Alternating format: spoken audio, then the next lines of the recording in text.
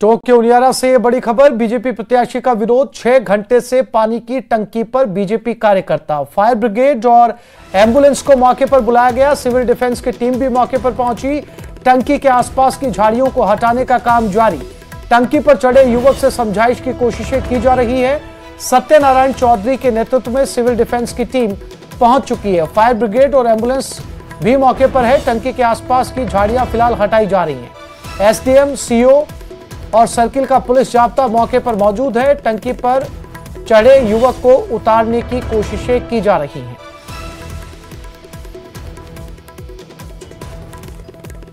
तो बीजेपी प्रत्याशी के विरोध में यह शख्स टंकी पर जाकर चढ़ गया है। बताया जा रहा है पिछले 6 घंटे से पानी की टंकी पर यह शख्स चढ़ा हुआ है।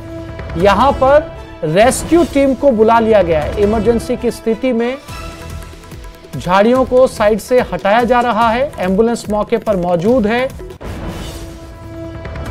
फिलहाल नीचे खड़ा प्रशासन इस शख्स से बातचीत करने की कोशिश कर रहा है। नीचे उतारने की कोशिशें जारी हैं। तस्वीरें उनियारा टोंक से हैं।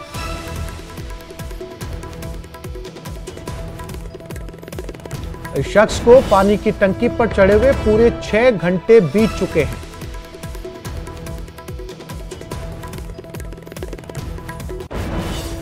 बीजेपी कार्यकर्ता है और बीजेपी प्रत्याशी का विरोध है। इस शख्स की माने तो इसके मुताबिक चुना।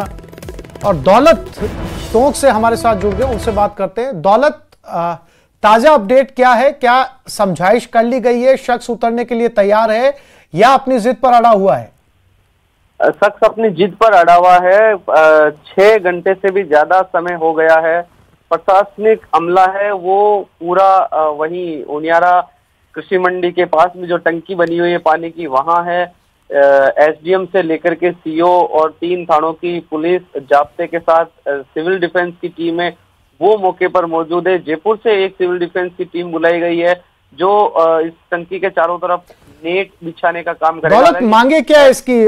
प्रशासन किस तरीके से बातचीत कर रहा है? क्या फोन के जरिए बातचीत की जा रही है? क्या मांगे रखी है इसने? एक ही मांग है, टिकट बदलने की मांग है। राजेंद्र गुर्जर को बीजेपी से टिकट दिया गया, इसका विरोध किया जा रहा है। विजय बेसला के समर्थन में ये टंकी पर चढ़ा हुआ है। बीजेपी प्रदेश अध्यक्ष मदन राठौड़ से भी बात इस युवक की हुई है और उन्होंने जयपुर बुलाया है। बोले सीएम साहब के सामने बात करेंगे, लेकिन युवक की ओर से यह कहना है कि यहाँ प्रतिनिधिमंडल भेज दीजिए, हम यहाँ यहीं बात करेंगे। प्रशासनिक अधिकारी है, अब ये पॉलिटिकली इश्यू है, इसलिए वो कुछ किसी तरह की बात इस तरह की नहीं करे, लेकिन वो यही कह रहे कि आप नीचे उतर जाइए और आपकी जो मांग है। लेकिन दौलत, ऐसी स्थिति के अंदर आपने कहा कि इनकी जो है मदन राठौड़ के साथ बातचीत करवा दी गई है, खुद बैसला इसके साथ बात क्यों नहीं करते? बैसला का कार्यकर्ता है, बैसला के समझाने पे नीचे उतर आएगा।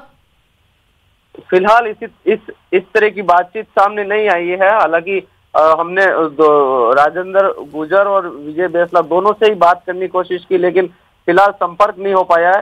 हालांकि प्रशासनिक अमला है वो उस युवक से लगातार दौलत नजर बनाए रखिएगा, अपडेट आपसे लेते रहेंगे। फिलहाल तमाम जानकारी के लिए आपका शुक्रिया।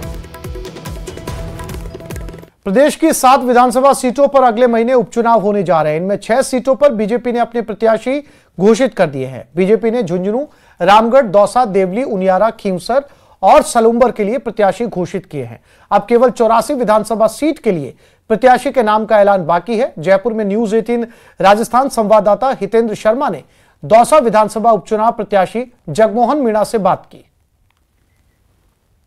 अगले महीने 7 सीटों पर उपचुनाव होने जा रहा है और दौसा सीट पर जो है बीजेपी ने जगमोहन मीणा, जो डॉक्टर किरोड़ीलाल मीणा के बड़े भाई हैं, उनको टिकट दिया है, उन पर भरोसा जताया है। तो जगमोहन मीणा जी से जानते हैं कि मीणा जी जो है आपको क्या चुनौतियां हैं आपके लिए इस चुनाव में?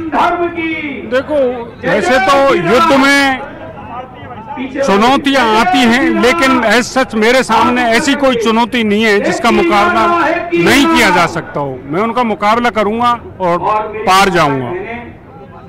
इस टिकट को मिलने में ये कहा जा रहा है कि जो किरोड़ी मीणा हैं, जो आपके भाई हैं, उनकी प्रेशर टैक्टिक्स भी ने भी काम किया है। इस तरह की बातें मीडिया में भी चल रही हैं, बाकी चुनावी हलकों में, जो राजनीतिक हलकों में कही जा रही हैं, तो इस पर क्या कहेंगे? नहीं, बिल्कुल नहीं है। उन्होंने कोई दबाव नहीं डाला, ना मेरे टिकट के लिए किसी से बात की। मैंने खुद ने लीडरशिप से संपर्क किया है और उन्होंने मेरे कहने से ही मुझे टिकट दिया है। दौसा में यदि आप चुनाव जीतते हैं या आप विधायक बनकर वहां पहुंचते हैं, तो दौसा के लिए आपकी प्राथमिकताएं क्या है? दौसा के लिए मेरी प्राथमिकता पानी तो है ही, पर मैं चाहता हूं कि दौसा बहुत बड़ा एजुकेशन हब बने। जो कोटा बन सकता है, सीकर बन सकता है, तो मैं चाहता हूं कि दौसा जयपुर के सबसे ज़्यादा नज़दीक है, इसलिए वहाँ एजुकेशन का हब बने, औद्योगिक विकास हो, जो लोगों को वहाँ रोजगार मिल सके और जयपुर की नजदीकी का दौसा को फायदा मिल सके। तो ये थे जगमोहन मीणा, जो बीजेपी से दौसा के उम्मीदवार हैं, और बात कर रहे थे न्यूज़ 18 से। हितेंद्र शर्मा, न्यूज़ 18, जयपुर। बीजेपी ने कांग्रेस से पहले विधानसभा उपचुनाव के लिए उम्मीदवार उतारकर बाजी अपने पक्ष में करने की कोशिश की, लेकिन इसके साथ ही बीजेपी के लिए बागी चुनौती खड़ी कर रहे हैं। अब देखना होगा कि बीजेपी कितना जल्दी इससे निपटने में कामयाब हो पाती है। बीजेपी में भड़की बगावत की आग।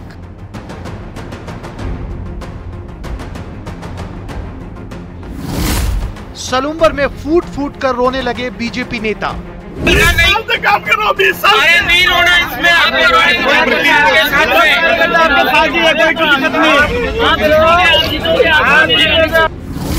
झुंझुनू में बबलू चौधरी लड़ेंगे निर्दलीय चुनाव। बबलू चौधरी तुम संघर्ष करो। बीजेपी ने विधानसभा उपचुनाव के लिए 7 में से 6 सीटों पर अपने प्रत्याशी घोषित कर दिए हैं। बीजेपी ने विधानसभा चुनाव लड़े 5 प्रत्याशियों को बदल दिया है। इसके साथ ही बीजेपी में बवाल शुरू हो गया। सलूम्बर और झुंझुनू में बगावत हो गई है। सलूम्बर में तो टिकट नहीं मिलने से नाराज दावेदार नेता नरेंद्र मीणा समर्थकों के बीच फूट फूट कर रोने लग गए। उन्होंने कहा, समाज के चुनिंदा लोगों से सलाह लेकर फैसला लेंगे और जो भी फैसला होगा उससे आला कमान को अवगत कराएंगे। झुंझुनू में भी एक बार फिर बीजेपी में बगावत देखने को मिली है। यहाँ टिकट के दावेदार बबलू चौधरी ने बीजेपी के खिलाफ बगावत का बिगुल फूंक दिया है। उन्होंने 23 अक्टूबर को निर्दलीय पर्चा दाखिल करने का ऐलान किया। परसों 11:15 बजे मोतीलाल स्टेडियम से फॉर्म भरने के लिए जाया जाएगा और चुनाव लड़ेंगे, पूरी ताकत के साथ लड़ेंगे, इस जनता के भरोसे लड़ेंगे। हालांकि बीजेपी उपचुनाव में जीत के लिए कोई कोर कसर नहीं छोड़ना चाहती। यही वजह है कि जिले के प्रभारी और समाज कल्याण मंत्री अविनाश गहलोत ने झुंझुनू में डेरा डाल रखा है। अविनाश गहलोत एक दिन में 4 से 5 बैठकें कर बीजेपी कार्यकर्ताओं में जान फूंकने का काम कर रहे हैं और बीजेपी की जीत का दंभ भर रहे हैं। ये भारतीय जनता पार्टी ने कार्यकर्ताओं को साथ लेकर, पदाधिकारी को साथ लेकर और हमारे जो मंडल के जितने भी पदाधिकारी हैं, निष्ठावान कार्यकर्ता हैं, आम जन को साथ लेकर इस झुंझुनू विधानसभा उपचुनाव को जीतने की पूरी तरीके से तैयार हो चुकी है। लगातार हमारी बैठकें भी जारी है। आज माननीय पूर्व केंद्रीय मंत्री कैलाश चौधरी जी भी आए हैं, उनके साथ मीटिंगें, हमारे जितने भी मंडल के छोटे छोटे पदाधिकारी, उनके साथ बैठकर रणनीति तय की जा रही है, कैसे इस चुनाव में हम लोग जीत सकते हैं। निश्चित इस बार मैं आपको पूरे विश्वास के साथ कह सकता हूं कि झुंझुनू की जो सीट है वो भारतीय जनता पार्टी जीतेगी। टोंक में देवली उनियारा सीट पर टिकट पर बीजेपी को कार्यकर्ताओं की नाराजगी झेलनी पड़ रही है। विजय बैंसला का टिकट कटने से नाराज समर्थक पानी की टंकी पर प्रदर्शन करता नजर आया। हालांकि बीजेपी ने कांग्रेस से पहले उम्मीदवार उतारकर बाजी अपने पक्ष में करने की कोशिश की है, लेकिन इसके साथ ही बीजेपी के लिए बागियों की चुनौती शुरू हो गई है। अब देखना होगा कि बीजेपी कितना जल्दी इससे पार पाती है। Bureau report, news 18 Rajasthan. BJP ने 84 विधानसभा सीट पर उपचुनाव के लिए अनिल कटारा को उम्मीदवार बनाया है। अनिल कटारा की उम्मीदवारी की घोषणा के साथ ही पार्टी में फूट पड़ गई। भील प्रदेश युवा मोर्चा के संयोजक पोपट खोखरिया के आह्वान पर उनके समर्थक जुट गए। इस दौरान पोपट खोखरिया को टिकट नहीं मिलने पर आक्रोश जताया गया। पोपट खोखरिया की ओर से एक समिति बनाई गई है जो कि बीजेपी की केंद्रीय एकीकरण कमेटी से बात करेगी। वहीं उसके बाद आगे का फैसला लिया जाएगा। 84 विधानसभा में उपचुनाव है और उपचुनाव में मैं भी 84 विधानसभा का प्रत्याशी था। अब हुआ क्या, ये सब हमारे जोतरी, सिमड़ा, चिखली के सभी कार्यकर्ता आज कल भी आए थे हमारे निवास पे, आज भी पूरे कार्यकर्ता आए हुए। पूरे कार्यकर्ता मायूस है और मायूस होने का कारण यही है कि लगातार मेरा नाम कहीं न कहीं 84 विधानसभा से आ गया और फिर लास्ट जाते कहीं न कहीं क्या प्लानिंग बनती और नाम काट दिया जाता। तभी सभी कार्यकर्ता नाराज हैं। अभी हमारी बैठक हुई पूरी विधानसभा की और बैठक में हमारा ये फैसला हुआ कि एक बार हमारे यहाँ कमेटी बननेगी और कमेटी एक बार हमारे केंद्रीय एकीकरण जो समिति है उससे एक बार हम मिलेंगे, इसके बाद बात करेंगे, इसके बाद हम आगे का जो फैसला लेना है वो लेंगे। खींवसर विधानसभा सीट पर बीजेपी ने रेवंत राम डांगा को प्रत्याशी बनाया है। बीजेपी से टिकट मिलने के बाद रेवंत राम डांगा ने बड़ा बयान दिया। डांगा ने कहा कि मैं नहीं, खींवसर की जनता चुनाव लड़ रही है। टिकट घोषणा के बाद देर रात डांगा खरनाल पहुंचे, लोक देवता तेजाजी महाराज के मंदिर में दर्शन कर आशीर्वाद लिया। इसके बाद डांगा जयपुर के लिए रवाना होने से पहले खरनाल पहुंचे और तेजाजी महाराज के मंदिर में दर्शनों के लिए पहुंचे। डांगा समर्थकों के साथ नागौर पहुंचे। नागौर में वो नाथुराम मिर्धा स्मारक पहुंचे, जहां प्रतिमा को माला पहनाकर श्रद्धांजलि दी। आपको बता दें कि यहां विधानसभा चुनाव की तरह उपचुनाव में भी कड़ा मुकाबला देखने को मिल रहा है। डांगा विधानसभा चुनाव से ठीक पहले आरएलपी छोड़कर बीजेपी में आए थे और बीजेपी ने डांगा को टिकट दिया था। मुकाबला इतना कड़ा था कि हनुमान बेनीवाल महज 2059 वोटों से किसी तरह चुनाव जीत पाए थे। चुनाव है वो खींवसर की जनता चुनाव लड़ेगी। जो टिकट है वो जनता का टिकट है। मुद्दे विकास होगा। भारतीय जनता पार्टी की सरकार है और सरकार में अपनी खींवसर की भागीदारी होगी तो जो पिछले 20 साल से जो विकास अवरुद्ध है उनको गति मिलेगी। राजस्थान में कांग्रेस उपचुनाव की तैयारियों में जुटी है। दिल्ली से लेकर जयपुर और हर विधानसभा में बैठकों का दौर जारी है। चुनाव के मद्देनजर करीब 50 नेताओं को जिम्मेदारियां सौंपी गई हैं, लेकिन 2 दिग्गजों को चुनाव के इस दौर में महाराष्ट्र विधानसभा चुनाव में जिम्मेदारी सौंप दिए जाने से सवाल उठ रहे हैं।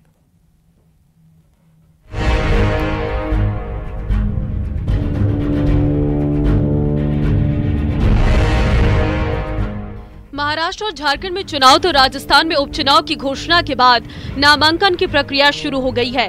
उससे पहले कांग्रेस में अशोक गहलोत और सचिन पायलट जैसे दिग्गजों को प्रदेश से दूर कर दिया गया है।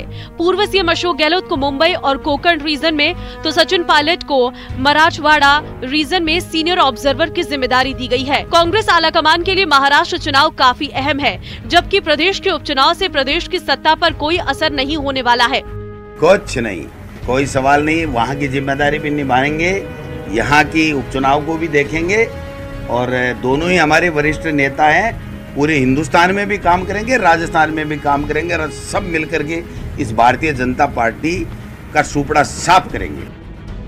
हालांकि पीसीसी चीफ गोविंद सिंह डोटासरा की माने तो दोनों ही दिग्गज नेता को दी गई जिम्मेदारी से प्रदेश के उपचुनाव पर कांग्रेस के हालात पर कोई असर नहीं होगा। वहीं प्रदेश में उपचुनाव को लेकर जिम्मेदारी की बात करें तो दौसा विधानसभा सीट पर विधायक रफी खान, विधायक डूंगर राम गेदर, द्रौपदी कोहली और महेंद्र गहलोत को चुनाव प्रभारी बनाया गया, जबकि रमेश खंडेलवाल और पुष्पेंद्र भारद्वाज को संगठन प्रभारी बनाया गया है। झुंझुनू विधानसभा सीट पर विधायक हाकम अली, विधायक अमित चाचान, विधायक अनिल शर्मा और हेम सिंह शेखावत को चुनाव प्रभारी बनाया गया। संगठन प्रभारी के रूप में यहाँ नसीम अख्तर और राम सिंह कस्बा को जिम्मा दिया गया है। वहीं सचिन पायलट के गढ़ कहे जाने वाले टोंक जिले की देवली उनियारा सीट पर सांसद उमेदराम बेनीवाल, कांग्रेस नेता करण सिंह उचियार्डा, महिला नेता राखी गौतम और पूर्व अध्यक्ष किशन लाल को चुनाव प्रभारी की भूमिका दी गई है। संगठन प्रभारी के रूप में यहाँ रामविलास चौधरी और प्रशांत शर्मा को नियुक्त किया गया है। हनुमान बेनीवाल के सांसद बनने से खाली हुई नागौर की खिवसर सीट पर विधायक पूसाराम गोदारा, जगदीश जांगिड़, अभिषेक चौधरी और गजेंद्र सांखला को इलेक्शन इंचार्ज बनाया गया है, जबकि यहाँ संगठन प्रभारी के रूप में रामविलास चौधरी और मनोज मेघवाल को तैनात किया गया है। सलुम्बर सीट पर पूर्व मंत्री अर्जुन बामनिया, पूर्व विधायक रामलाल मीणा, प्रमोद सिसोदिया, प्रेम कुमार पाटीदार को कांग्रेस ने चुनाव प्रभारी बनाया है। जबकि संगठन प्रभारी की जिम्मेदारी रतन देवासी और राजेंद्र को दी गई है। रामगढ़ सीट पर विधायक रोहित बोहरा, कांग्रेस नेता धर्मेंद्र राठौर, विधायक विकास चौधरी, विधायक रूपेंद्र सिंह कुन्नर को चुनाव प्रभारी बनाया गया है, जबकि रमेश खंडेलवाल और यशवंत गुर्जर को संगठन प्रभारी बनाया गया है। बात भारत आदिवासी पार्टी के सांसद बने राजकुमार रोत की 84 सीट की करे तो यहाँ कांग्रेस ने पूर्व मंत्री मांगीलाल गरासिया, पूर्व विधायक पुष्कर लाल डांगी, विधायक चेतन पटेल और जगदीश श्रीमाली को चुनाव प्रभारी बनाया है, जबकि संगठन प्रभारी की भूमिका यहाँ गोपाल कृष्ण शर्मा और हंगामी लाल मेवाड़ा निभाते नजर आएंगे। इसके अलावा कांग्रेस ने उपचुनाव के लिए पीसीसी हेडक्वार्टर कमेटी में 4 लोगों को, मीडिया कमेटी में 6 लोगों को और वॉर रूम कमेटी में 7 लोगों को जिम्मेदारी दी गई है। राजस्थान के सभी 7 सीटों पर 13 नवंबर को उपचुनाव के लिए मतदान होना है। वोटों की गिनती 23 नवंबर को होगी।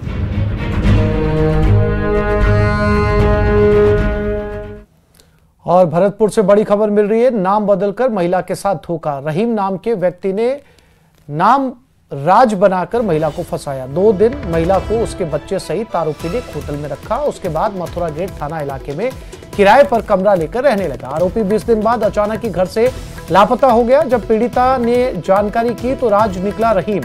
पीड़िता की शिकायत पर मथुरा गेट थाने में मामला दर्ज कर लिया गया है।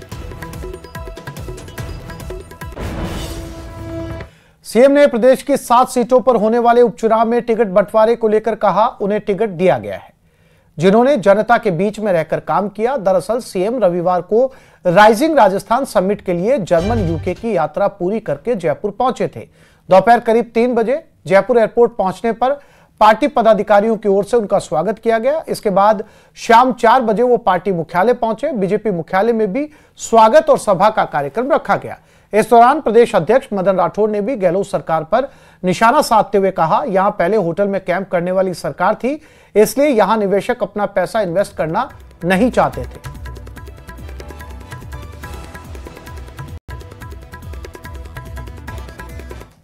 ईओ भर्ती पेपर लीक मामले में आरोपियों पर शिकंजा कसता जा रहा है। एसओजी ने 17 आरोपियों को कोर्ट में पेश किया और कोर्ट इन सभी को 5 दिन की रिमांड पर भेज चुका है। आपको बता दें कि कल 30 जगहों पर एसओजी ने छापा मारा था और इस दौरान एसओजी ने 12 अभ्यर्थियों और उनके 5 सहयोगियों सहित 17 लोगों को अरेस्ट किया था।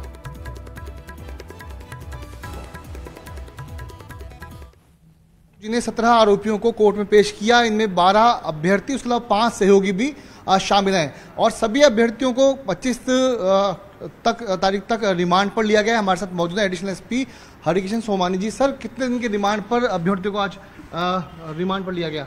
25 तारीख तक रिमांड पर लिया गया। हाँ, कितने अभ्यर्थियों को सर कोर्ट में पेश किया था आज? 17 लोग। 17 लोग। कितने अभ्यर्थी हैं इनमें और कितने सहयोगी हैं कुछ?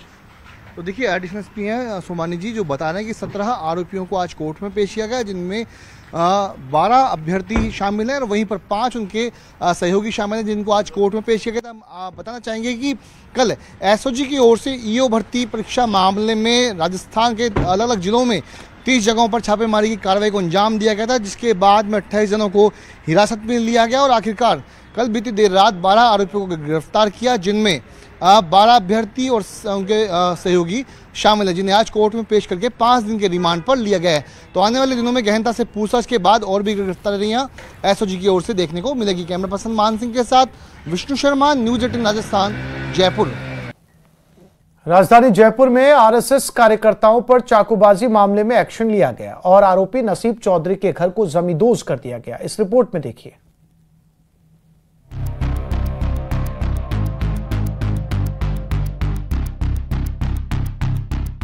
जयपुर के चाकूबाज नसीब चौधरी के घर को प्रशासन ने जमींदोज कर दिया। जयपुर में पिछले दिनों एक धार्मिक आयोजन के दौरान राष्ट्रीय स्वयंसेवक संघ के कम से कम 8 कार्यकर्ताओं पर कथित तौर पर हमला हुआ था।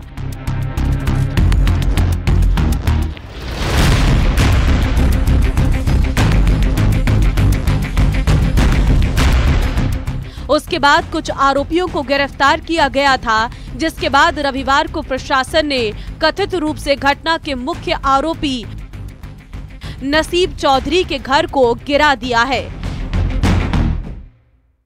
ये अवैध अतिक्रमण था जो कि नसीब चौधरी के द्वारा रजनी विहार के शिव मंदिर में ही जो परिसर मंदिर का वहां पर करवाया गया था।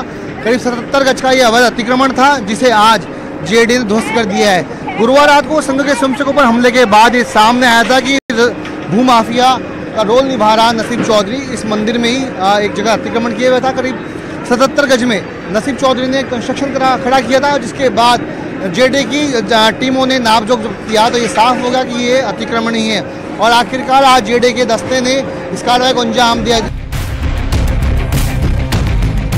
जयपुर से तस्वीरें सामने आई हैं जिनमें बुलडोजर के जरिए मकान को गिरा दिया गया। बताया जा रहा है कि जयपुर विकास प्राधिकरण की तरफ से नसीब चौधरी के खिलाफ अवैध कब्जा हटाने का नोटिस जारी हुआ था। जयपुर विकास प्राधिकरण ने नोटिस के बाद अब अवैध कब्जे को हटाने की कार्रवाई की है, जिसमें नसीब चौधरी के घर को ढहा दिया गया है। को देख के बहुत खुशी हो रही है कि जो भी भूमाफिया है जिन्होंने मंदिर की जमीनों पे कब्जा किया जा रहा था, अब उनका साम्राज्य खत्म होने लगा है और यही ऊर्जा के साथ में अगर ऐसे ही सरकार का प्रशासन का समर्थन मिलता रहा तो राजस्थान में एक भी भूमाफिया नहीं बचेगा। ऐसे दुराचारियों का यही होना चाहिए। भूत पिशाच निकट नहीं आवे, महावीर जब नाम सुनावे। भूत पिशाच निकट नहीं आवे, महावीर जब नाम सुनावे। 30 बाई 45 वर्ग गज 30 फीट बाई 45 वर्ग फीट का ये पक्का मकान बना हुआ है, टीन सेट बना हुआ है, जिसको की कार्रवाई चलने वाली है यहाँ पर करीब 1-1.5 घंटे में से। कार्रवाई के दौरान मंदिर में लोगों की भीड़ जुट गई है। लोगों ने बताया कि इलाके में नसीब चौधरी का खौफ था और वो भूमाफिया है। नसीब चौधरी को मंदिर में आरती या धार्मिक कार्यक्रम करने पर ऐतराज होता था। इसी को लेकर उन पर हमला किया था। मैं इसके आसपास, मंदिर के आसपास के जो भी मकान हैं जिसमें और कोई ज्यादा अतिक्रमण है उसका पूरा सर्वे करके नाप करके जोन टीम के द्वारा, और फिर कोई अगर अतिक्रमण होता है तो उसके ध्वस्तीकरण की कार्रवाई की जाएगी। आपको बता दें कि जयपुर में एक मंदिर के जागरण में 17 अक्टूबर की रात चाकूबाजी में आरएसएस से जुड़े 8 लोग घायल हो गए थे। हमलावरों ने चाकू से लोगों के पेट और छाती पर वार किए थे। हमले से गुस्साई भीड़ ने दिल्ली अजमेर हाईवे पर जाम लगा दिया था। पुलिस ने लोगों को समझा बुझाकर रात करीब 1:30 बजे जाम खुलवाया था। आक्रोशित भीड़ ने हमलावरों के घर पर पथराव भी किया था। पुलिस ने मामले में नसीब चौधरी, उसकी पत्नी निर्मला और बेटे भीष्म चौधरी को अरेस्ट कर लिया था।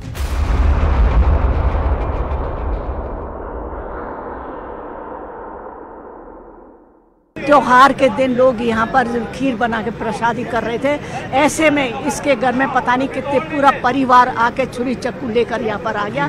जो वारदात की है, अब जो पकड़े गए, अब जैसा रिकॉर्ड आ रहा है बहुत खराब रिकॉर्ड है, उनका हिस्ट्री सीटर है। अभी मैंने लेटर लिख रही है, ये लेटर पुलिस कमिश्नर को लेटर लिखा है कि इसके घर की भी जाँच की जानी चाहिए, कुछ पुराना रिकॉर्ड देखा जाना चाहिए। कैमरा पर्सन चेची के साथ विष्णु शर्मा, न्यूज 18 राजस्थान, जयपुर। और उस वक्त की बड़ी खबर, जम्मू कश्मीर के गांदरबल में बड़ा आतंकी हमला हुआ है। आतंकियों ने घात लगाकर फायरिंग की। गांदरबल में आतंकी हमले में 6 लोगों की मौत की सूचना मिल रही है।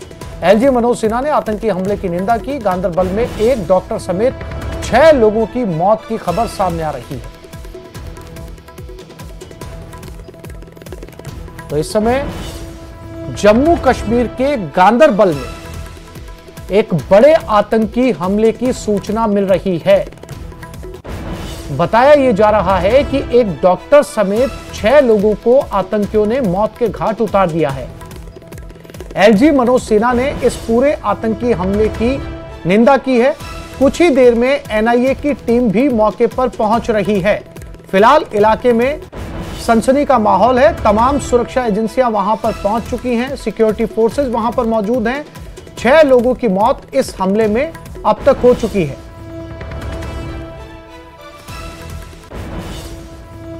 तो इस बुलेटिन में फिलहाल इतना ही। नमस्कार।